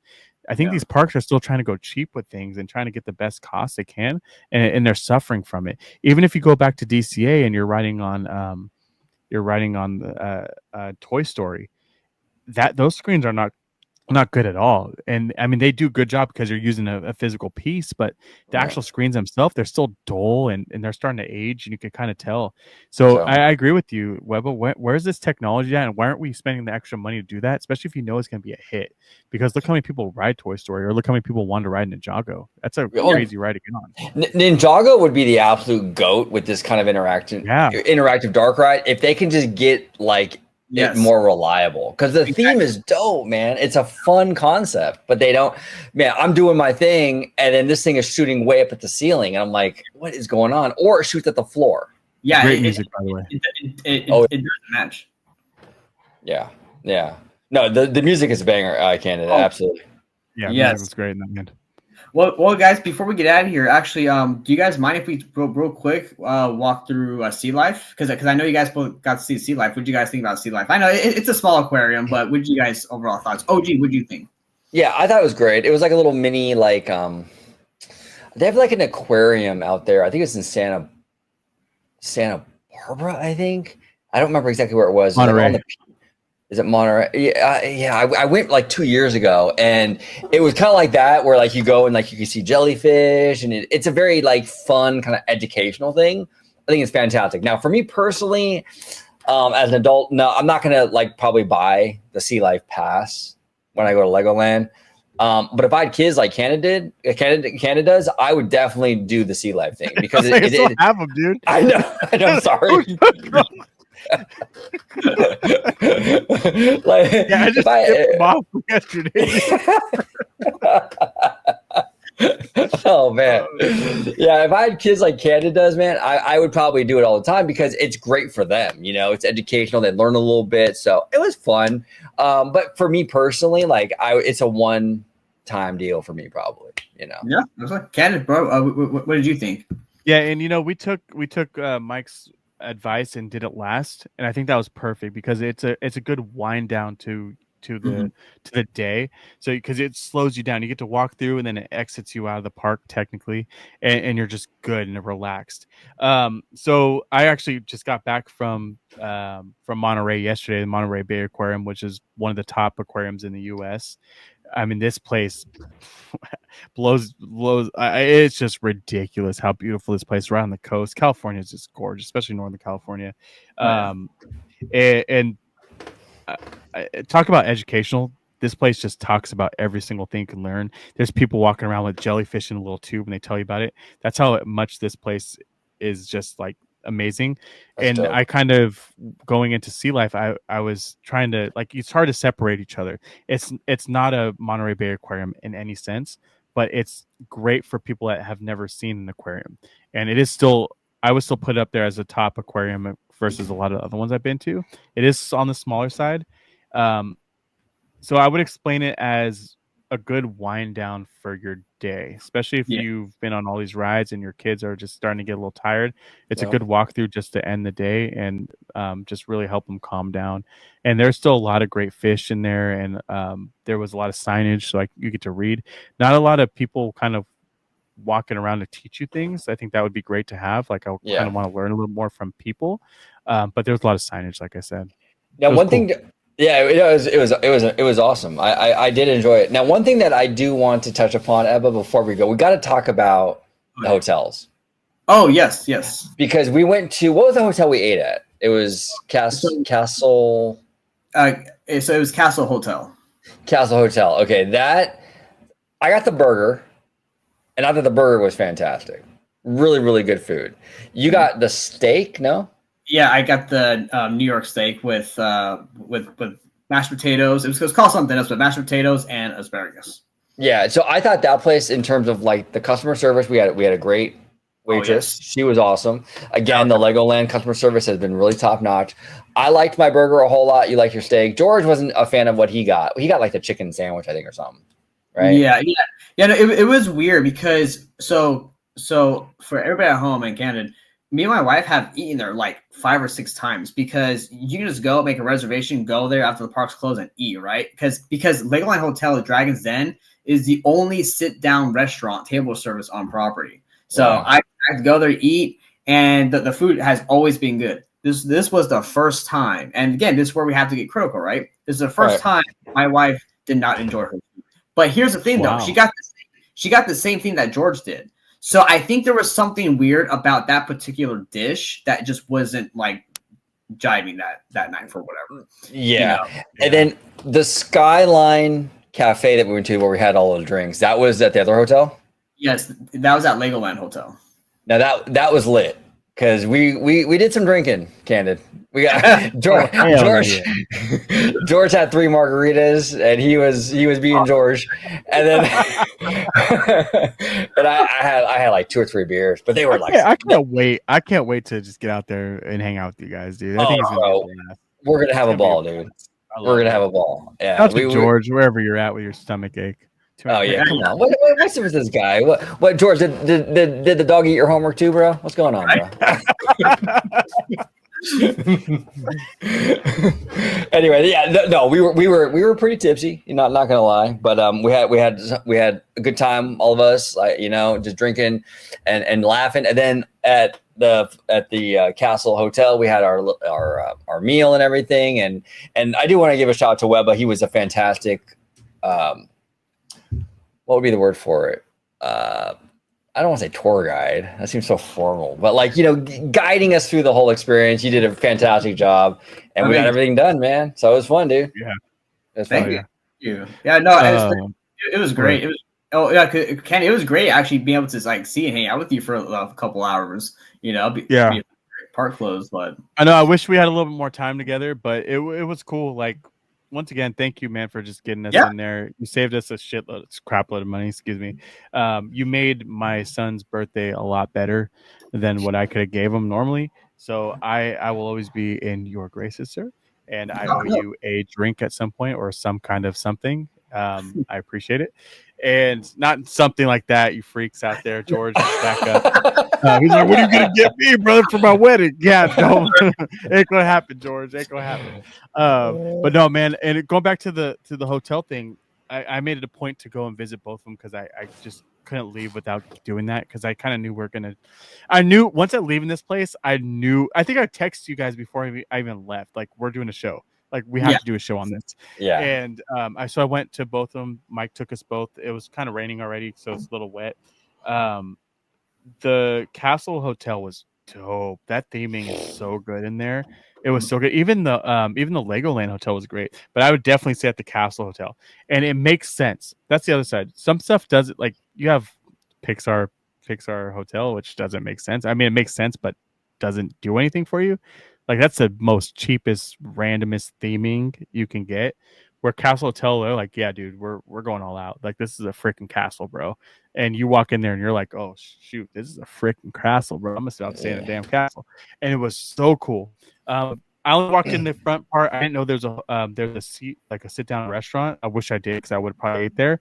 But I loved it. And next time I go out there, I'd probably stay there. Like, I would want the kids to enjoy that. I can see like just the kids having a blast. There are pools, by the way. Yes. So actually, both have a pool. And then Castle Hotel. So seriously, so Legoland Hotel, they have a pool. They also have like a little like party play area, like kind of by the pool, like a little arcade section. Castle Hotel has like a whole outdoor area where they have a pool. They have a playground. It's right outside the restaurant, and then in that same area, they have like this like kind of outside like movie theater thing going on too. So, and then you got parents who are, if they're like on the bottom level at the playground side, they can just sit on the little porch there and watch their kids play out there. That's awesome. So that's another thing, like just the detail of like that right there, just being able to cater to a parent, but also cater to your kids. That's really well thought of. And that hotel, like right when you walk in, you see like a little play area. And I thought that was cool. Right. So the kids walk in, they're like, oh, cool, Dad, I'm going to go do this. And you're like, yeah, you go do that. Don't leave. And I'm going to go check us in. And then I'm going to call you. We're going to go up to a room. That's brilliant. Because when you're at a hotel in Disneyland, you're just sitting there. Kids are like fidgeting. They just drove 8 hours to get there. And they're like, dude, Dad, like, what's going on? No, they get to go play. Brilliant. Yes. Good idea. Yeah. No, absolutely. But gentlemen, sorry, real quick. Carlsbad, by the way, if no one knows, Carlsbad's gorgeous. Oh, it's so nice. God, how freaking awesome of a location is that? Great location. I don't know how much more you guys can expand out there, but I think that's a perfect spot. I don't know if you want to rate this or not, by the way, Webb. I don't know where you're going with this. Well, first of all, I would say expansion. I was talking to OG about it. So speaking as a theme park fan, right? I would think that expansion, you could take over more parking lot and make, so that parking garage you saw, that's actually new. They started building that last year in July. Mm-hmm. So this thing is close to opening up. They have like 4 or 5 levels, all like character themed, kind of like Mickey and Friends. But if they were to expand, I would say expand out your parking, make more parking structures, expand more park space. There's also off of Cannon Road before you go on Legoland Drive, there's a whole like kind of flower area.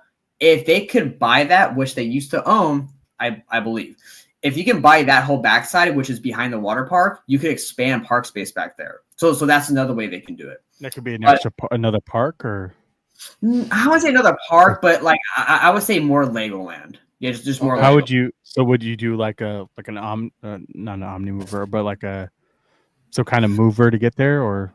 Oh, hot take probably. I would actually get rid of the water parks completely. If not completely, because we technically have 2 water parks. So at least get rid of one, or at least take them both down, expand like a Fun Town into something else back there, and then maybe build a separate water park somewhere else. You know, the thing is with water parks, dude, how much money that costs to just keep up on that maintenance.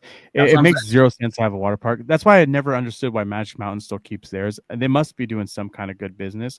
But I never thought in my mind, like, oh, cool, hey kids, pack your trunks. We're gonna go to the water park too while we're there. Yeah. Like, I don't want to do. I hate riding Splash Mountain sometimes. I ride Splash Mountain the hour before I leave because my ass is gonna be wet and I need to change out because I'm not trying to have like no road rash. You know? Yeah, no, I feel you. I feel, dude, I would rather, honestly, I'd rather just go back to the hotel and hit up the jacuzzi or something. Yeah, exactly. Like that's more my speed. Yeah. You know what I'm saying? Oh, dude, sit your feet in there. Oh man, that's the best. After 19 miles of Disney trekking. Oh man, the Love it. jacuzzi at the end of a park day is like chef's kiss, dude. Yeah, maybe with an adult beverage and pizza or something. Oh god, Oh yeah, that's like I can go for that. I can go for that right now, actually. You know? Right, any day of the week. Yeah, see, there you go. But gentlemen, so any last final thoughts about Legoland before we head out? Great park, exceeded my expectations. Really good for the kiddos. If you got kids, you gotta go to Legoland. You absolutely gotta go to Legoland. So we're going back next month, so it'll be a good time. Yeah. I agree. I think it was top notch. I'm gonna give it an 8 out of 9, which is freaking crazy for me to even say out of my mouth. I thought it was amazing. I talk about Legoland to my wife and my kids a couple times a month because I want to go back. Yes, I'm gonna secretly hit up Mike on the side and be like, "Hey, bro, when can we go back?" I want to go, and that's the first time I said in a long time that I want to go somewhere different, and I want to go again. Usually, it's let's go Disneyland. I have the itch. I haven't felt the itch of Disneyland. I felt the itch of Legoland, and now that they have that whole driving school open again, my kids need to go on that. So I'm ready to go. I'm not gonna go during summertime; it's too hot. But besides that, it's fantastic, man. Give it a go. There's another contender in the theme park world, and I'm using the word theme because it is a theme park. 100%. Yeah, so go there, spend the extra day. We did Legoland and we did the San Diego Zoo. It is a 1-day park, but like I said, I wanted to go 2 days just because it was that good. But just go out there, San Diego. San Diego is beautiful. Go see a Padres game and or just go to the beach. But you have to do Legoland. Beautiful place, beautiful location. Love California. Absolutely. What's that? Gentlemen. Well, OG, Cannon, thank you, gentlemen, so much for joining me today on this awesome, almost 2-hour video about Legoland. Yes. So Cannon, where can everybody at home find you on social media, sir? So I had to think about this because I was like, where am I going to tell them? But it's going to be the CandidCamper over on Instagram or the CandidCamper over on TikTok and the CandidCamper over on YouTube, where I post videos about what I do, like movie trailers. But follow me on TikTok. That's where I'm mostly at. And then I'm doing a lot of videos and kind of just talking about future movies and different projects like that. So just hit me up. That's absolutely. Bad Thoughts Podcast too. Sorry, Bad Thoughts Podcast also where I'm mostly at. There you go. Everybody at home, make sure to go follow this guy down here. He's super, and he's a family here on the channel. OG55. The man, the myth, the legend, sir. What? I love it. No, you can find me right here on Orange Grow 55 on YouTube. You can find me on Instagram, Orange Grow 55. You can also find me on X, Orange Grow 55. And make sure you subscribe and support CandidCamper Bad Thoughts Podcast. And you're also on Bad Thoughts Studio with Tones Poppy as well. And his channel, CandidCamper channel. So check him out on YouTube and TikTok. All the love for the CandidCamper. Welcome back, brother. Thank you. Absolutely, everybody. Well, thank you so much for watching. I hope you enjoyed the video. And please, everybody, if you can, go check out Legoland. It's a great theme park. But anyway, we will see you guys later. Thank you so much. Snapping shots, swinging high, Mr. Webba, the city's alley, orange grow where danger hides with web swinging in action. He'll turn the tides, dodging bullets, leaping tall. Webba's here to save us all from the villains, he won't fall. Thank you for watching OG55. If you aren't already, consider becoming a member today.